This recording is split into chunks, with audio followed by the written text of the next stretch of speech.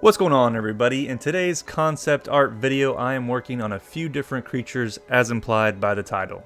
So first off, I am starting here with one of the more well-known mythological beasts, the Great Yeti, aka the Abominable Snowman. Personally, these are some of my favorite creatures in all of fantasy. The idea of a giant snow ape that dwells in isolation high upon the mountaintops is so damn cool. So many that it's almost impossible to have a totally original design that's never been seen before, but I wanted to give it the old college try here and show y'all my own take on the Yeti.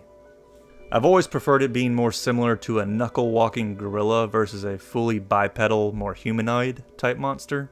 So as you can see here, that's what I went with. I also took a little inspiration from Gos Harag's design. Those of you who are Monster Hunter fans will know what monster I'm referring to here. I like the idea of throwing in some Oni type designs into its face, giving it large vicious fangs and some short stubby horns, making it look somewhat demonic.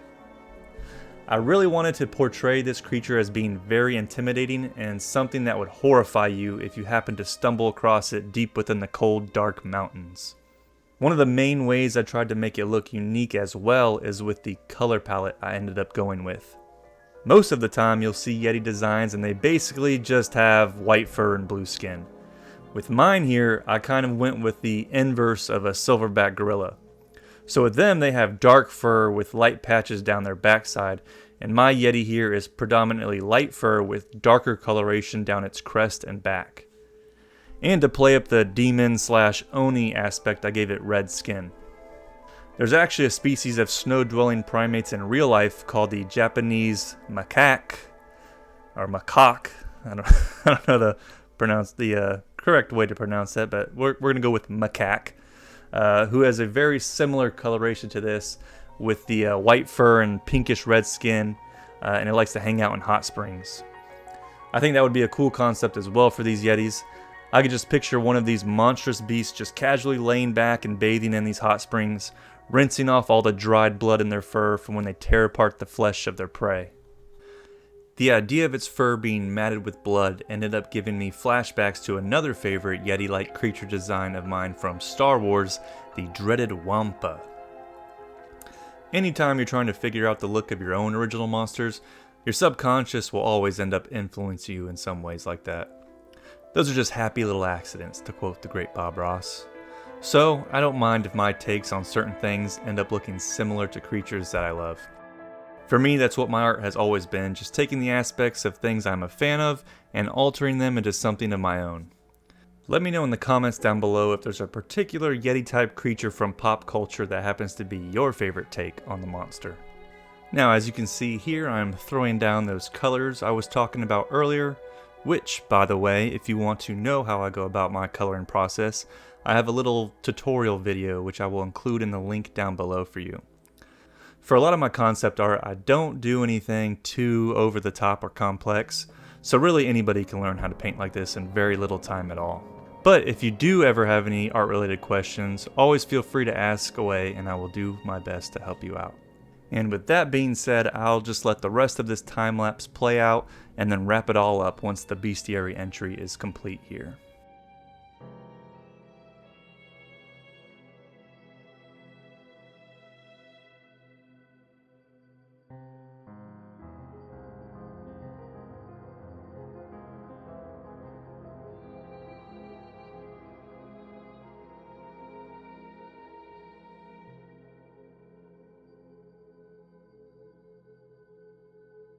So here we have the completed piece. Now let me do my best narrator impression while reading the entry for you. Yetis are large woolly apes that inhabit the blistering cold mountain ranges of the Mammoth Peaks.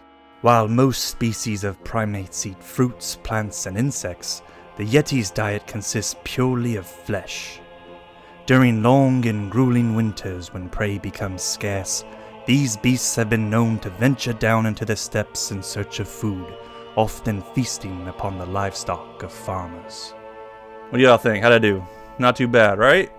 Sorry to any of the you English folks out there for my mid-tier British accent, but that's all you get. Okay, so now we'll move on to the next creature design. So this tanky dude is what's known as a dragon turtle in mythology. I felt the obvious choice for a reference would be the alligator snapping turtle, because I mean, just look at the thing. It's one of the most prehistoric looking animals that we have today. I've just always been a fan of them because of how ancient their appearance is, and also because I'm a Florida man, so these swamp dwelling creatures are representing my homeland, you know? Honestly, I've always been more worried about getting my foot bitten off by one of these creatures as opposed to an alligator.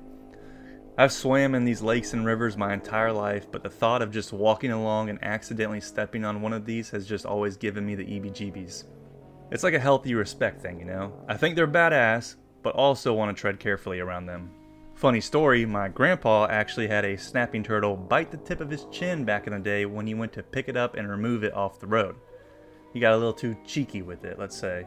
You'd be surprised how fast they can strike with those powerful jaws. But anyway, speaking of my concept here, I wanted to lean a lot more into the turtle aspect of this creature rather than the dragon aspect.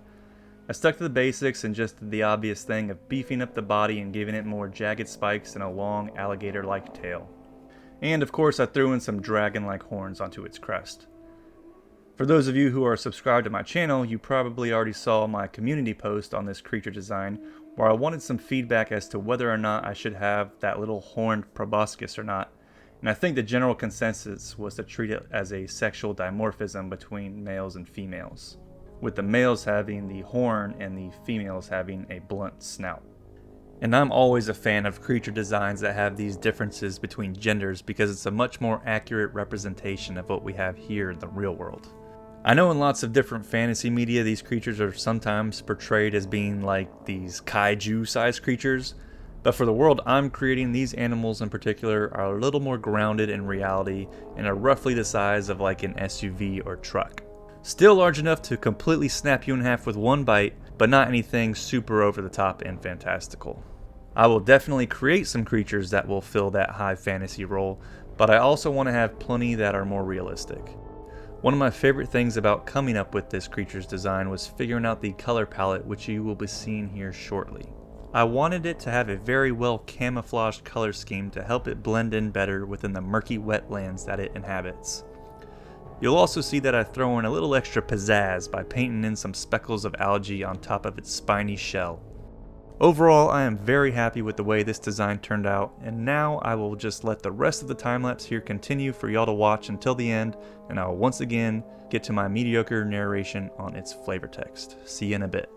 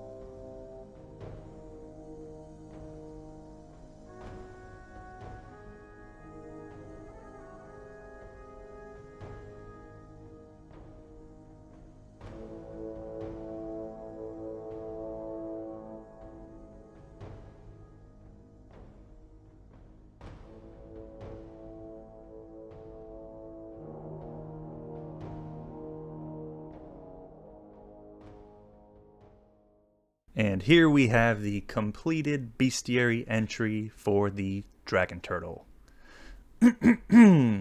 Despite their name, these massive creatures are not in fact related to dragons. One of the largest species of terrestrial turtles, these animals dwell deep within the wetlands. Their heavily armored shells are nearly impenetrable, deterring any possible predators in the murky swamps. Male dragon turtles have a large horned proboscis that signifies their maturity. The longer the horn, the more attractive he is to females. Alright, that one was a little bit harder for me to keep together there, talking about a longhorn proboscis. But anyways, let's get to the final creature design of the video. Alright, now this one is not based on any creature from mythology.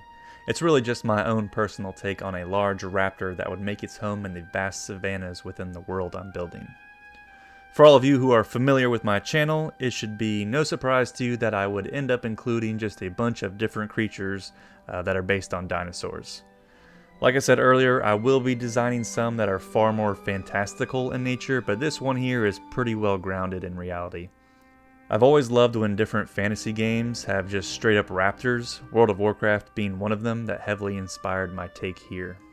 The idea of seeing raptors coexist in some African-like setting with things like lions or elephants is just one of the coolest things to me. My idea for these creatures that I will be calling plains raptors is that they are very much just like a dinosaurian version of lions.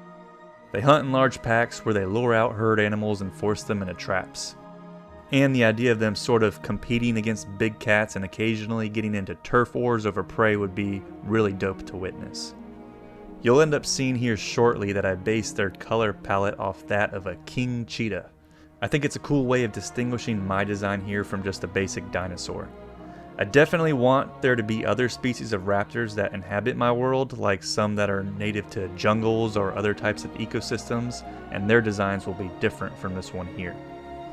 As you can see, the plains raptor is almost completely covered in feathers, so other raptors I can switch it up and do a more scaly version, or just go a little more extreme with certain aspects of their looks. I'll figure all that out over time the more I flesh out this world and all the ecosystems. But other than that, I don't really have too much else to say about this dinosaur here, so I'll wait until the end of the video and finish wrapping this whole thing up. Be back in a few.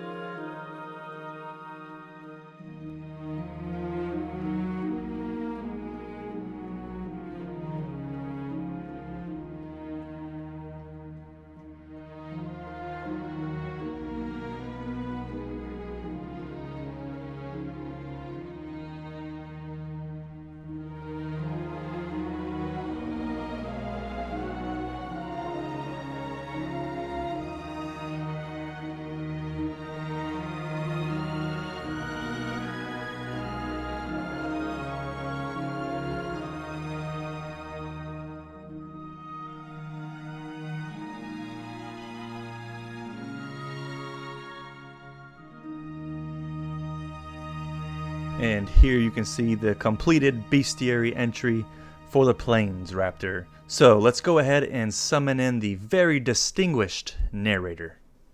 Highly intelligent pack hunters, the plains raptor roams throughout the great savannas.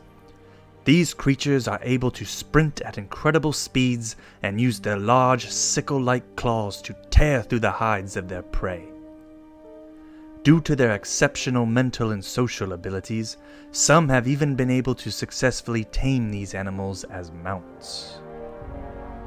So that will be it for today's creature designs. Do me a solid, if you liked the video, go ahead and hit that thumbs up button.